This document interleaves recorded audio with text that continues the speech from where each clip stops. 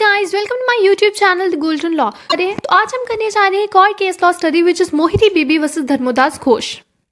तो this case is related to section 10 and section 11 of Indian contract act. Section 10 जो है हमारा वो बात करता है कॉम्पिटेंसी ऑफ पार्टीज की। कॉम्पिटेंसी ऑफ पार्टी मीन्स कि कौन कौन सी जो पार्टीज है वो कॉम्पिटेंट है to do any contract. And section 11 जो है वो ये कहता है कि कोई भी पर्सन जो माइनर है which is below the age of 18 years, he is not competent to do any contract or competent to enter into any contract। तो अगर कोई भी पर्सन 18 साल से छोटी उम्र का है तो वो कोई भी कॉन्ट्रैक्ट में एंटर नहीं कर सकता। That contract would be void ab initio, वो शुरू से ही void माना जाएगा।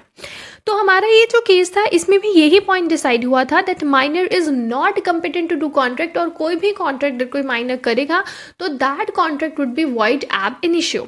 तो इस केस की अगर हम फैक्ट्स की बात करें तो इसमें क्या हुआ था कि एक धर्मोदास घोष था, वो एक माइनर पर्सन था, ठीक है, जिसने ब्रह्मोदत्त से, जो कि एक मनी लेंडर था, उससे 20,000 रुपीज का लोन लिया था एट 12% पर एनम के हिसाब से। और उसके बदले में उसने अपनी जो प्रॉपर्टी थी वो मॉर्गेज की थी ब्रह्मदत्त को, और ब्रह्मदत्त ने उस प्रॉपर्टी को लेके 8,000 रुपीज जो थे वो उसे एडवांस में जो धर्मोदास घोष था उसे दिए थे।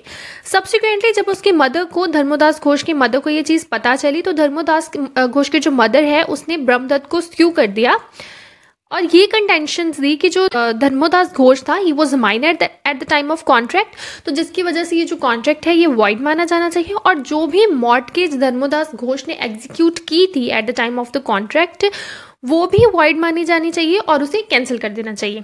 तो ब्रह्मदत्त जो था उसने यहाँ पे ये चीज़ कंटेंट की थी कि जब धर्मोदास घोष उसके पास आया था he was not aware at the time कि जो वो मतलब पर्सन है जो धर्मोदास घोष है वो कॉन्ट्रैक्ट के टाइम पे माइनर था, और उसने अपने आप को एज अ मेजर ही रिप्रेजेंट किया था।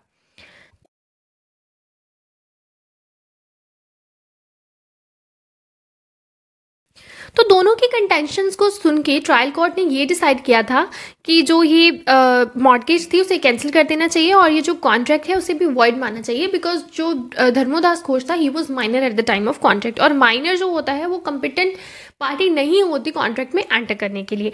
तो ये जो केस था ट्रायल कोर्ट ने उसे धर्मोदास घोष के फेवर में डिसीजन दिया था। देन इस डिसीजन से एग्री होकर जो ब्रह्मदत्त था उसने हाई कोर्ट में अपील डाली थी।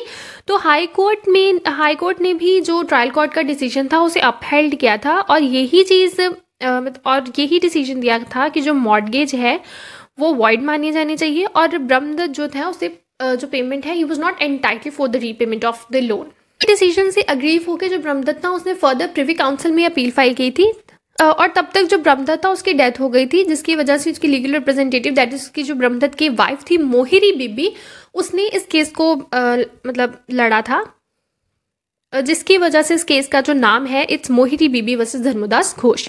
तो इस केस में मोहिरी बीबी जो थी